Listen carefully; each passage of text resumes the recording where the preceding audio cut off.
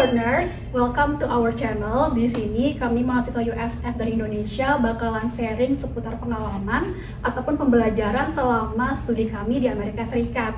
Nah, biar makin mantap pembicaraan kita hari ini, kita kenalan dulu kali ya, ada siapa aja di sini. Mungkin bisa mulai dari yang sebelah sini, yang paling ujung.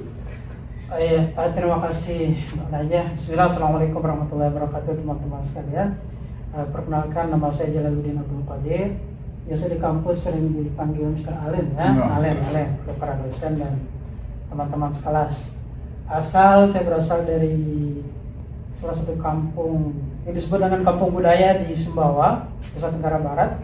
Namanya Kampung TTD, itu terkenal sekali, Kampung Budaya Nusa Tenggara Barat, Indonesia. Kemudian program saat ini sedang mengikuti program PhD S3 Technology in Education sama dengan Mas Riki. Mungkin Iya, sekarang mulai ke sebelahnya, lanjut. Hai semua, saya Riki Octavianus Depari. Saya dari Bengkulu. Saya di Indonesia bekerja sebagai guru SMP. Saya mengajar pendidikan bahasa Inggris. Sekarang saya sedang dalam tahun kedua dalam program Technology and Education in Second Language Acquisition. Oke, lanjut. Oke, hai. Saya Ferry Alfon Raffi, berasal dari Solo dan saat ini sedang melanjutkan kuliah master saya di bidang Mass Communications bareng Kak Najah. Dan ya ini tahun kedua saya. Tahun kedua. Dan ya semoga kita dapat cerita baru nih di tahun kedua ini. Iya, amin. Saya sendiri Najah Rania, bisa panggil Najah, Rania, or Rania, feel free. Saya juga sama kayak Kak Ferry, kok jadi saya sih agak aku aja kali ya. Aku udah sama juga kayak Kak Ferry, dari jurusan Mass Communication, asalnya dari Jakarta. Nah, tadi kan kita udah denger nih background dari Kak Jala, Kak Riki, Kak Ferry, semua ini ternyata berasal dari kota yang berbeda-beda. Kak Jala tadi dari Sumbawa, terus Kak Riki dari Bengkulu, Kak Ferry dari Solo, aku dari Jakarta. Nah, sebelum kita nyampe ke Amerika Serikat nih kakak-kakak semua, penasaran deh, pernah gak sih kepikiran kalau one day bakal study di Amerika? Terus kayak kenapa tuh Amerika yang jadi destinasi studi kalian semua, termasuk aku sih sebenarnya. Coba duluan nih yang mau jawab. Nah, iya. Silakan. Mohon izin ya Mbak Najah ya. Tadi kenapa milih US? Ya tentu sebelum kita mulai studi, kita searching dulu kan, dan salah satu alasan saya memilih Amerika ini karena Amerika termasuk yang memiliki kualitas terbaik untuk bidang pendidikan selain Australia, jadi Amerika ini, sehingga saya ingin merasakan bagaimana sih berinteraksi langsung dengan para pakar-pakar pendidikan di sini.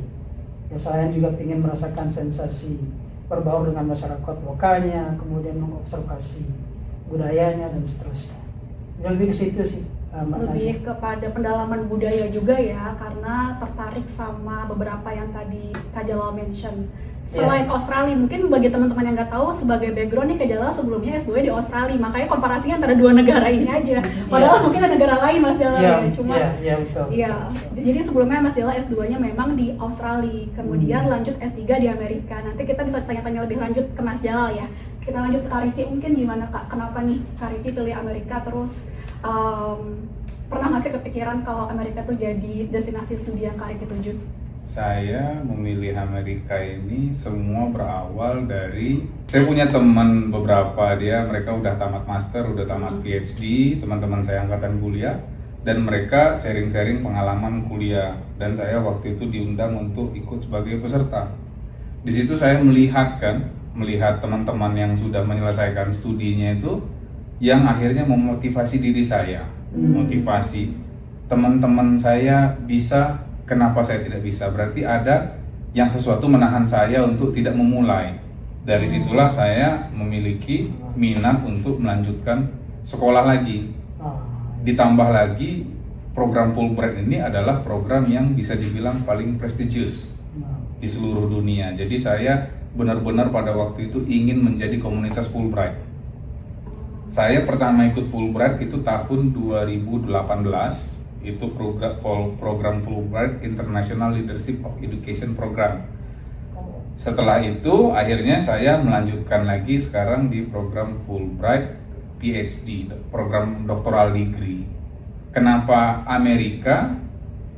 Alasannya karena programnya Fulbright. Oh. Mix Pokoknya itu ya. selama itu Fulbright, Selama itu gitu ya. Fulbright itu menurut saya terbaik itu. Karena fully bright ya. Iya, itu Fulbright. Wah, luar biasa nih Kak Ricky, mulai dari environment, kemudian muncul motivasi dalam diri, terinternalisasi, sehingga termotivasi dan merasa bahwa oh tidak ada yang tak mungkin kalau saya yakin saya bisa dan mereka pun bisa, kenapa saya tidak? Oke, sekarang Kak Ferry gimana nih? Nah ini sebenarnya kisah saya menarik sih kenapa pilihnya di Amerika gitu. Iya, iya, iya. Sebenarnya sangat personal sekali gitu kan. Oke. Kalau misalkan kita berawal dari Fulbright, misalnya juga dari pertama kenal Fulbright itu waktu kuliah dulu, waktu S1, dan memang di sana itu memang ada apa namanya tadi yang Fulbright Iya. masuk ke kampus gitu. Kuliah di mana tuh? Di UNS UNS. Solo. Saat itu memang ada Sosialisasi. dan saat itu saya memang pertama tahu Fulbright, tapi memang belum kepikiran untuk saya bakal daftar Fulbright nih, belum kepikiran. Nah terus beriringnya waktu ternyata ada beberapa temen tuh yang memang ikut Fulbright. Dan pada akhirnya juga beberapa waktu kemudian ada yang saat ini sudah jadi istri saya, jadi waktu itu adalah teman saya yang juga melanjutkan pendidikan ke Fulbright. Dari saya semakin tahu oh Fulbright itu ke Amerika dan seperti ini dan seperti ini gitu kan. Nah di tahun yang sama, mungkin di tahun-tahun seperti itu saya tuh seneng banget dengar musik-musik dari Amerika, dan dari situ saya kepikiran, nah saya pengen nih suatu saat nonton mereka, tapi saya yakin mereka nggak bakal ke Indonesia karena ini nggak terlalu terkenal band-bandnya gitu kan. I see. Dari situ saya akhirnya ya punya keinginan lah, ibaratnya selalu punya keinginan suatu saat saya akan ke Amerika, suatu saat saya akan ke Amerika. Hingga tadi akhirnya di 10 tahun kemudian ketemulah saya dengan istri saya, dan dari situ saya mulai mengejar mendaftar ke Fulbright, menseriusi ini apa, mendapatkan beasiswa ke Fulbright biar bisa melanjutkan pendidikan ke sini, dan butuh waktu berkali-kali sebenarnya untuk gagal gitu kan, dan pada keempat kalinya ini akhirnya bisa di sini dan di saat yang tepat ketemu sama teman-teman gitu. Oh wow. Seperti itu. Wah, ini banyak sekali yang diseriusin ya Kak Ferry, mulai dari calon pasangan Iya. sampai ke Fulbright ya. Jadi sangat personal banget. Sangat personal. Sampai tadi Band-band band-band tadi. ini Iya, juga yang betul. tadi kan Kak Ferry, kalau teman-teman belum tahu Kak Ferry ini betapa antusias tentang band-band, sudah banyak sekali konser-konser band indie di Amerika yang Iya. udah dikunjungi sama Kak Iya, Ferry. setahun. Udah berapa Kak? Udah banyak banget ya, setahun udah mungkin sekitar 7 berapa ya, ada banyak sih Dari kota ke kota. dari kota ke kota. New Jadi, York. Maine, di Port Maine. Jadi bukan bandnya yang tour tapi Mas Ferry Saya yang yang tour. tour. Antusiasnya Luar ya. biasa. Ya, dan itu memang pengalaman yang menurut saya ini kan salah satu bentuk kita apa ya, cultural understanding juga sih. Kita band itu kan punya ibaratnya punya culture mereka sendiri kan, dan dengan kita datang ke mereka kita jadi tahu oh culture-nya Amerika di bagian ini tuh seperti ini toh gitu. Culture-nya Amerika di bagian ini seperti ini. Jadi itu salah satu bentuk cultural exchange versi saya sih. Oh, gitu. Memang ya kalau kita ngomongin tentang cultural exchange, the way we translate cultural exchange itu memang bervariasi ya. Tadi mulai dari pendidikan ataupun culture dalam bentuk band, dan mungkin setiap orang juga punya versi cultural exchange sendiri. Nah, tadi kan teman-teman semua banyak mention tentang Fulbright. Kita kan tadi di awal belum sempat mention ya, what is a Fulbright and what is a privilege of being Fulbrighter. Mungkin kita bisa sharing dulu kali ya, menurut teman-teman ini apa sih itu Fulbright, terus kenapa, what is so special about Fulbright? Ya Mas Kak dulu mungkin.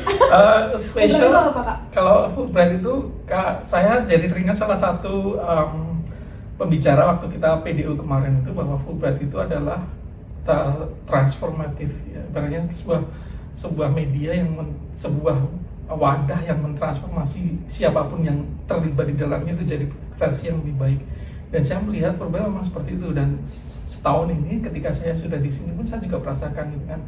Apalagi ketika kemarin summer break balik, saya sudah merasakan oh ada ternyata perbedaan ketika saya sebelum berangkat ke Amerika sama setelah pulang kemarin. Jadi memang Fulbright itu salah satu wadah yang menurut saya memang bisa mentransform kita baik secara pemikiran, sikap, atau mungkin pengalaman dan sebagainya. Jadi ya itu begitu dari saya.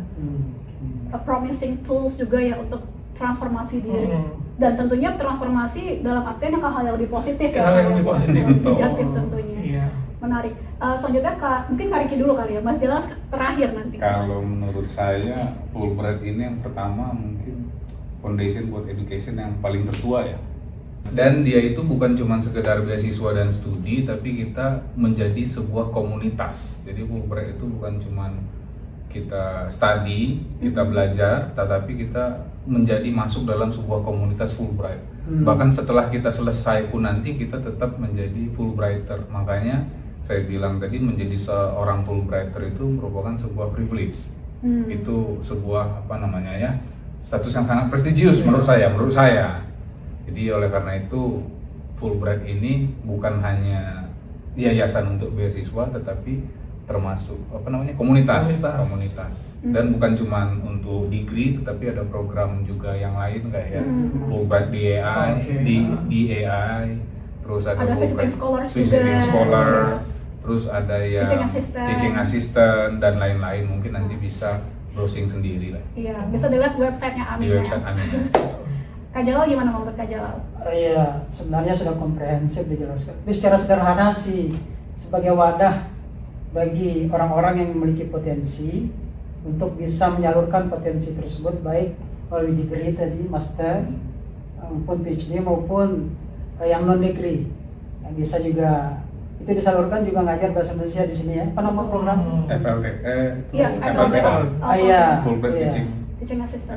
Nah, jadi Fulbright itu menjadi wadah untuk menyalurkan potensi-potensi minat dan bakat dari orang-orang yang memiliki itu. Dan khususnya di Amerika sih. Dan bukan cuma Indonesia aja, kita gabung dengan komunitas Fulbrighter bukan cuma dari Indonesia tapi dari berbagai negara lain. Betul. Iya, jadi kalau yang aku pahami bahwa Fulbright ini sebenarnya kan boleh didirikan setelah Perang Dunia Kedua ya. Makanya kenapa dia dibilang sebagai salah satu beasiswa tertua di dunia. Dan faktanya bukan hanya ada di Indonesia, tetapi juga memang ada di seluruh dunia. Makanya di saat kita masuk menjadi komunitas Fulbright, automatically kita menjadi global citizen yang dalam artian banyak scholars di sana, banyak pakar-pakar di sana. Kalau dilihat lebih lanjut, banyak sekali Nobel Prize winner yang jadi Fulbrighter, banyak sekali petinggi-petinggi negara seperti presiden ataupun menteri-menteri dari berbagai negara lainnya yang sebenarnya mereka itu sebelumnya juga Fulbrighters. Iya, jadi betul seperti yang Kak Riki bilang dan teman-teman katakan bahwa di saat kita menjadi Fulbrighters, kita bukan hanya menyandang status sebagai seorang penerima beasiswa, tetapi di saat bersamaan kita juga menjadi bagian dari komunitas yang somehow bukan hanya melekat tapi juga membantu kita untuk challenge ourselves. Jadi nggak hanya menumbuhkan diri kita secara pribadi, tetapi juga challenging kita bisa lebih dari ini nggak sih? Kita bisa lebih baik dari yang kita sebelumnya nggak sih? And that's what we value the most. Dan fun fact, ini pengalaman pribadi juga. Selama jadi Fulbrighters, kita selalu dibilang please low key, karena kalau ditanya kesini pakai apa bayarnya, pakai beasiswanya apa, like Fulbright, and people like, oh my gosh, Fulbright, are you like a Fulbrighter, are you like really smart, things like that. And I was like, oh ternyata tuh image bagi orang-orang di sini Fulbright itu something for them. Dan kenapa demikian? Ya karena itu pertama, ya sudah lama beasiswanya, kedua banyak melahirkan generasi-generasi unggulan dunia termasuk di Amerika itu sendiri kan, kayak gitu. Nah kakak-kakak, Fulbright itu kan tadi terdengar sangat promising dan sangat bagus lah untuk proses transformasi diri dan juga perubahan diri kita ke hal yang lebih baik tentunya. Apa sih hal yang paling challenging saat proses untuk mendapatkan Fulbright ini? Siapa doang yang mau sharing? Oke, boleh. Oke, Mas Riki. Yang paling challenging itu kalau menurut saya persiapan. Saya untuk persiapan itu melaksanakannya, apalagi saya sekarang kan ini konteksnya saya sedang mengambil program PhD. Jadi untuk mengikuti program Fulbright ini untuk program PhD minimal skor TOEFL-nya 575. Nah pada saat itu TOEFL saya masih di bawah 575, jadi saya mengikuti tes TOEFL itu sampai 2 kali. Jadi nggak langsung, mungkin itu bener-bener challenge, kita harus bayar lagi, belajar lagi, ngulang lagi, dan kemudian kita harus memperbaiki CV yang kedua. Jadi ketika kita mau apply, kita harus mempersiapkan diri kita sebagai orang yang dianggap layak untuk mendapatkan Privilege ini. privilege ini. Jadi kita harus mengikuti, bukan harus ya, tapi memang kita mengikuti organisasi ini, kita mengikuti program, kita mengikuti seminar, publikasi. Mungkin itu sih menurut saya yang challenging banget. Jadi nggak seperti mahasiswa lain. Di sini saya ketemu mahasiswa PhD umur 27, umur 26 mereka sudah ambil PhD. Tapi ketika kita mau mengikuti Fulbright ini nggak bisa langsung, kita harus setelah tamat kuliah ada jeda di mana kita harus menempa diri dulu supaya kita merasa layak untuk mendapatkan privilege ini. Membangun pengalaman itu CV gitu. Iya. Resume. Jadi emang kakak-kakak semua di sini nggak ada yang langsung ya habis lulus S2 langsung S2. Pasti ngumpulin pengalaman dulu baru kemudian nemu why-nya, big why. Kenapa nih kita harus lanjut studi kan? Iya, jadi ada proses pembelajaran di luar akademik baru balik lagi ke akademik kayak gitu ya. Iya. Nah, selanjutnya siapa nih yang mau share? Kak Ferry ini kayaknya pengen ngomong. Iya betul sih, jadi persiapan tadi memang penting karena kan kita harus memperbaiki CV kita gitu kan ya. Dan memang kalau secara saya pribadi bisa dibilang persiapannya memang ada, cuma memang tidak seberat itu gitu kan. Yang lebih berat itu adalah ketika gimana nanti apa istilahnya ya, gimana nanti ketika kita sudah sampai di sini. Nah itu saya sih yang merasa berat itu malah ketika pertama kita sampai di sini gitu kan. Ketika kita harus beradaptasi dengan lingkungan yang baru, dengan budaya yang baru, ketika kita harus berpisah dengan keluarga kita di Indonesia gitu kan. Dan bagi saya pribadi, saya mungkin kurang terlalu optimal dalam bahasa Inggris, jadi memang perlu pembelajaran yang lebih menurut saya ya dalam memahami perkuliahan di sini gitu kan. Dan dalam berbahasa Inggris itu juga menjadi salah satu tantangan tersendiri yang menurut saya lebih challenging bagi saya pribadi ini kan. Kalau untuk saat-saat sebelum diterima itu memang saya menghadapi banyak sekali tantangan ya karena hampir berkali-kali ditolak dengan, tapi karena saya merasa bahwa ya saya ingin ini dan saya merasa saya mungkin suatu saat bakal dapat, jadi saya tidak terlalu terbebani dengan kegagalan ini gitu loh. Jadi merasa wah ya udah karena ini saya belum berhasil saat ini ya kita coba lagi tahun depan, kita coba lagi tahun depan, dan seperti itu sih. Kalau kita lihat memang layer challenge ini berbeda ya dari awal persiapan sebelum dapat Fulbright, terus kemudian setelah dapat Fulbright pun jangan bahagia dulu karena kemudian kita akan melanjutkan jenjang permasalahan dan challenge yang lebih besar kan. Tapi somehow you survive, right? Ya, tidak mau. Barely survive. Ya, padahal kita tidak mau habis survive. Dan menariknya nih sih, ketika kita dihadapkan pada situasi yang mungkin bagi kita itu baru dan ibaratnya kayak menakutkan gitu kan, kita tetap akan membuat diri kita ini survive. Kita akan mengaktifkan survival mode yang untuk survive tadi gitu. Interesting. Kalau Kak Jala gimana nih? Challenge-nya pas? Yeah, the most challenging part of the preparation. Ketika saya selesai S2 dulu, ada jeda 5 tahun untuk bisa melanjutkan ke jenjang berikutnya S3. Jadi selesai S2 dulu, saya langsung persiapan mulai dari situ.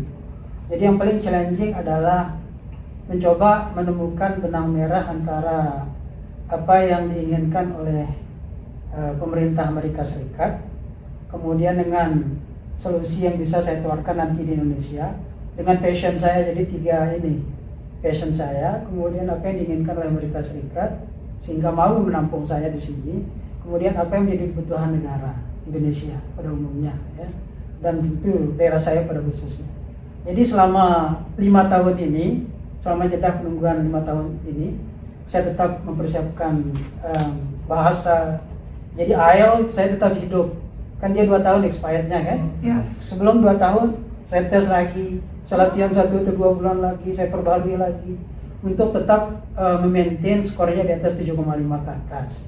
Jadi setelah mau 2 tahun mau expired, saya tes lagi, saya investasi uang ke situ, jangan sampai expired gitu.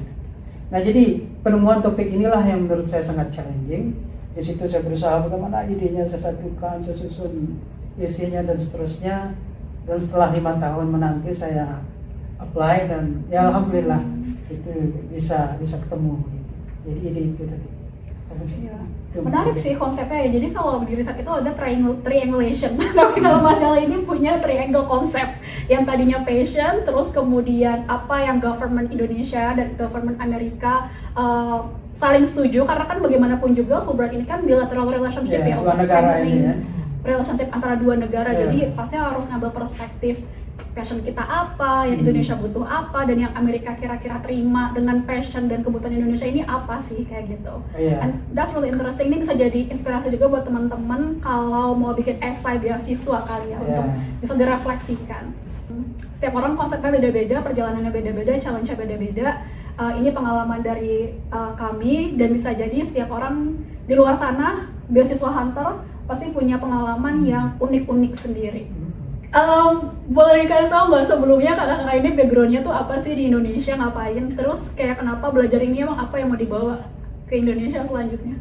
Wah, ini pertanyaan tingkat tinggi. Saya pun tidak mau jawab ini rasanya. Izinkan saya dulu. Oke, silakan. Oke. Saya kan backgroundnya dosen di Hmm. Sumbawa, di namanya Paracendekia di Sumbawa, nama kampus kami di sana. Di sana saya ngajar. Nah, setelah mendapatkan tawaran 5 kampus dari Fulbright AEI ya, Mas Riki ya. Nah, di situ saya berusaha mencari nih apa kira-kira yang bisa saya tawarkan untuk kampus saya di Sumbawa nanti maupun di Indonesia secara umum. Karena saya pendidikan, maka yang paling emerging sekarang ini kan teknologi yang coba diintegrasikan dengan pendidikan. Nah, saya lihat USF, University of South Florida ini ternyata sedang gentol-gentolnya untuk mempromosikan itu. Nah, jadi latar belakang saya sebagai dosen, bergelut di bidang pendidikan, dan terkadang saya juga ikut-ikut membantu program-program Menteri Pendidikan juga di sana. Nah, jadi latar belakang itulah yang membawa saya ke sini, ke University of South Florida ini. Jadi begitu mungkin. Saya itu guru sekolah menengah pertama SMP. Saya mulai ngajar itu tahun 2010. Jadi pengalaman mengajarnya sudah dibilang lebih dari cukup. Dari pengalaman mengajar saya itu, saya bisa menyimpulkan bahwa kualitas pendidikan di Indonesia ini belum maksimal. Masih bisa diimprove lagi. Dan saya melihat untuk urusan infrastruktur, untuk urusan sebenarnya untuk urusan budget keuangan, kita sudah tidak punya alasan lagi. Hampir setiap sekolah, khususnya kalau di daerah kota ya, khususnya di daerah perkotaan kayak Kotamadya atau kabupaten kota, itu hampir sekolah mempunyai laboratorium komputer. Setiap sekolah sudah mempunyai akses internet. Jadi tidak ada alasan lagi menurut saya bahwa kita tidak bisa menggunakan teknologi dalam pembelajaran karena kurangnya infrastruktur. Pemerintah kita sudah memberikan fasilitas yang sudah bilang cukup. Tapi pada kenyataannya kualitas pendidikan ini nggak sebanding sama infrastruktur yang sudah dibangun pemerintah. Dari situ saya melihat ada gap antara kemampuan guru untuk menggunakan teknologi dan keberhasilan belajar setelah menggunakan teknologi ini. Jadi tidak serta-merta kita menggunakan Chromebook, terus tiba-tiba semua siswa kita menjadi cerdas, bisa berbahasa Inggris. Menurut saya nggak begitu konsepnya, tapi kita harus tahu bagaimana caranya menggunakan alat ini supaya membantu kita mencapai tujuan pembelajaran yang ingin kita capai. Nah, oleh karena itu saya melihatlah program-program yang fokusnya dengan aplikasi teknologi dalam pembelajaran bahasa di beberapa kampus di Amerika. Nah, dari sekian banyak kampus itu, USF ini adalah salah satu kampus yang menurut saya yang paling tepat. Yang menurut saya tempatnya itu tidak begitu ramai, tidak terlalu begitu sepi. Terus juga cuacanya juga bersahabat untuk badan tubuh saya yang tropis ini. Dan saya melihat juga di sini fakultinya bukan orang sembarang. Saya melihat semua fakultinya, saya lihat publikasi mereka ini Ahli-ahli. align sama interest saya. Publikasi mereka tuh align sama saya. Dari situ saya melihat, oh ini sepertinya prospek yang sangat baik. Yang saya tawarkan adalah itu program kedepannya mungkin nanti proses riset berkepanjangan. Saya ingin membangun koneksi antara sekolah saya di Indonesia dengan USF. Ya. Itu nanti tetap berkelanjutan, kami bakal mengembangkan penggunaan teknologi dalam pembelajaran. Wah. Khususnya interest saya di Bagus, vocabulary bagus. learning. Mantap. Iya, ini menarik banget ya teman-teman semua, karena kan kondisinya Kariki ini adalah mahasiswa PhD S3 di Amerika yang sebenarnya pengalaman itu adalah sebagai guru. Nah, ini kan biasanya kalau kita lihat guru-guru proporsinya di Indonesia apalagi Kariki ini bukan di kota besar ya, sebenarnya Enggak. di daerah. Di daerah. Tetapi beliau kakak ini berencana untuk sudah melanjutkan studi S3. Nah, overqualified nggak sih Kak buat Indonesia guru di daerah tapi S3? Gimana pandangan Kariki tentang itu? Menurut saya sih, kalau ijazah itu cuman paper, cuman sebuah kertas. Oh, oke. Banyak guru di Indonesia itu pendidikannya hanya S1 tapi lebih jago ngajar dari yang sudah memiliki gelar S2. Jadi menurut saya PhD ini bukan saya untuk membuat kualifikasi diri saya lebih baik, tapi saya ingin mencari ilmu tadi yang nanti bakal berguna untuk saya. Ini menurut saya sebagai praktisi yang sudah lama berkecimpung di bidang pendidikan, saya melihat begitu. Tidak serta-merta ada guru yang lulusan S2 dan ada guru yang lulusan S1, guru ini yang S2 ini lebih superior daripada yang hanya lulusan S1. Jadi menurut saya nggak seperti itu konsepnya. Jadi kalau ditanya apakah overqualified, mungkin menurut orang overqualified, tapi kalau menurut saya mau guru itu dia hanya sarjana, master, doktor, itu sama aja. Yang penting itu niat untuk menyalurkan ilmu kepada siswa-siswanya. Itu yang penting menurut saya.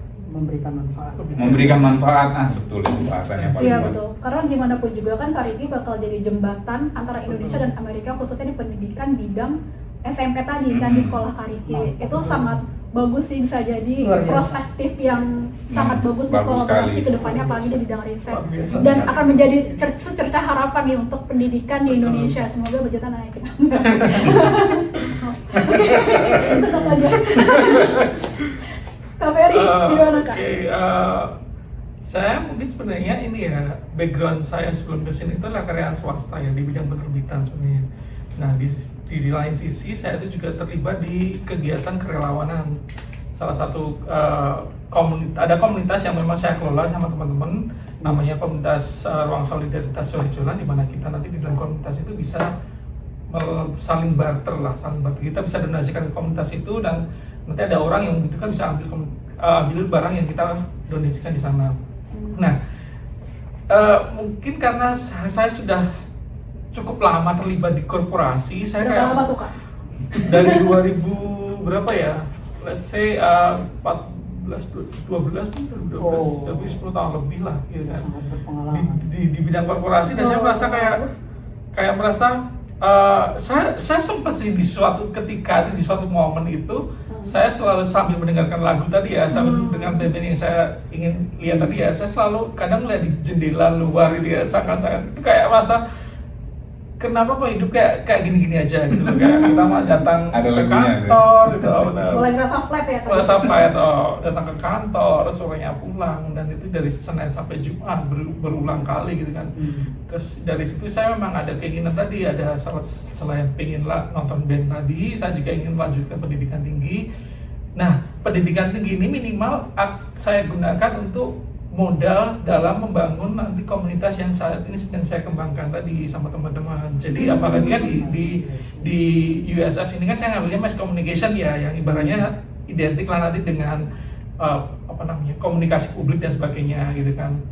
Saya ingin menggali ilmu itu sebenarnya, dan mungkin dari sekarang pun saya sudah bisa ibaratnya kayak mulai mengkontribusikan ilmu yang saya gunakan ini untuk membangun komunitas yang ada di Solo.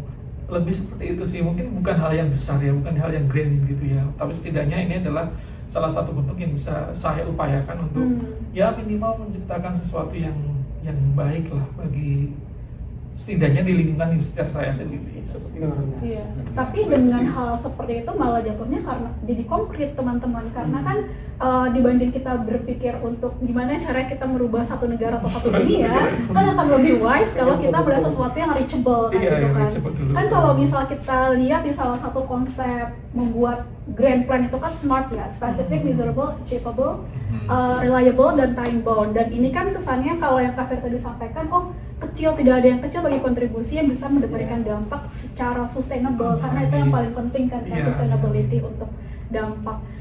Ya, Menarik.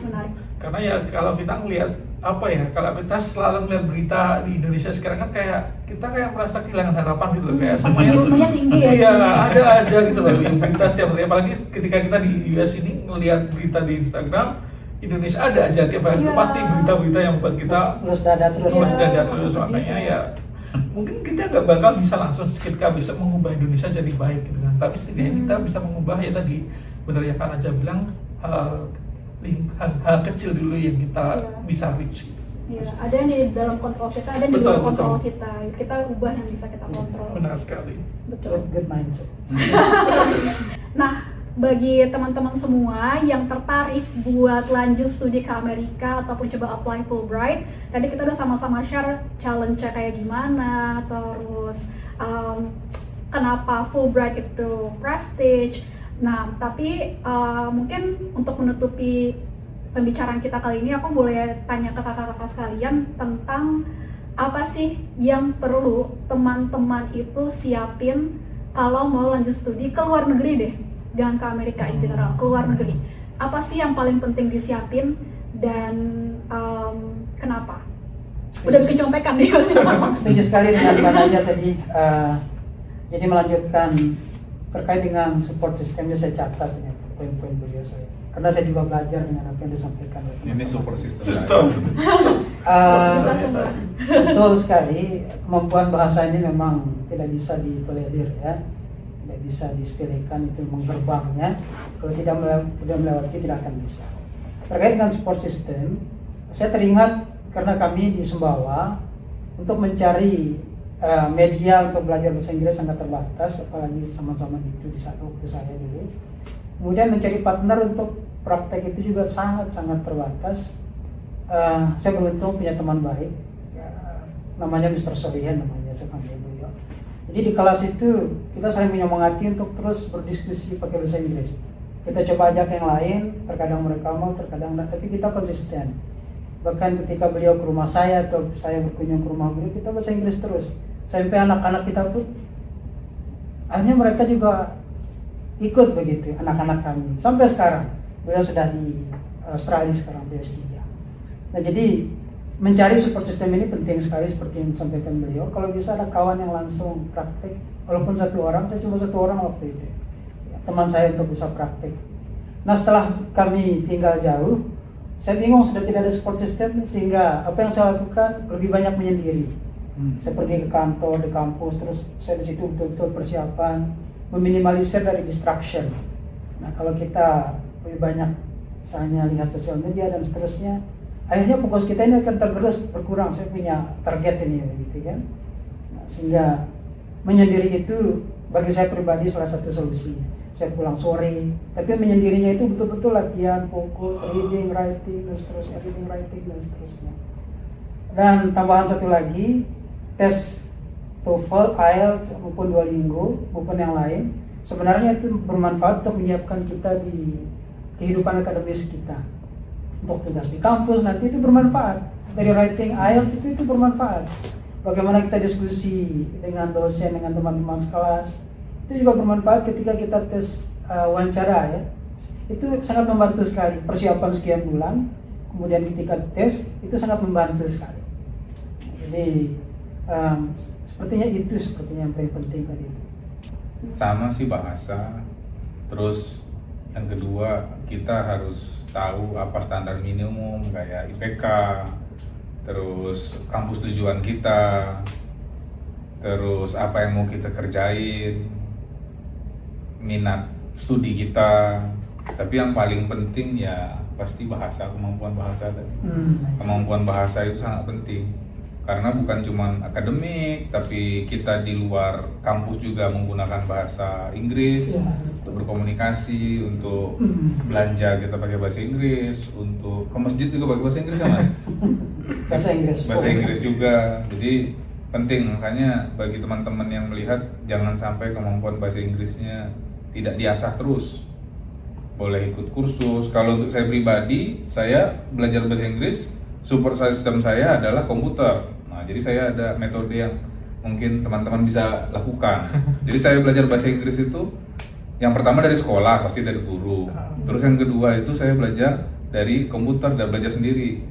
Jadi kalau dulu saya pernah main game namanya Dota, tahu? Oh iya, tahu. Jadi main Dota. Jadi ketika Dota itu si karakternya ini suka ngomong kan, ada ngomong kan. Oh iya, benar. Jadi sama kayak nonton, main game, saya itu punya strategi namanya listen and repeat.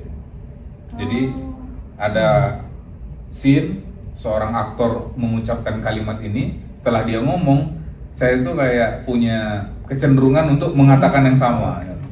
Contohnya misal kayak apa namanya, film Star Wars itu ada scenes yang sangat ikonik yang it's a trap. Pernah tahu nggak itu? Tahu. Jadi suka mengulang-ulang dan itu lumayan membantu saya untuk listening dan speaking.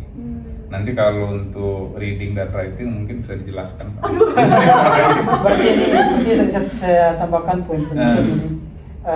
Hobi-hobi apapun kegiatan itu punya target ya. Ya, hobi yang positif Misalnya itu, Mas. misalnya tadi game, tapi tujuannya adalah untuk mengasah Diarahkan bahasa. ke sana. Benar.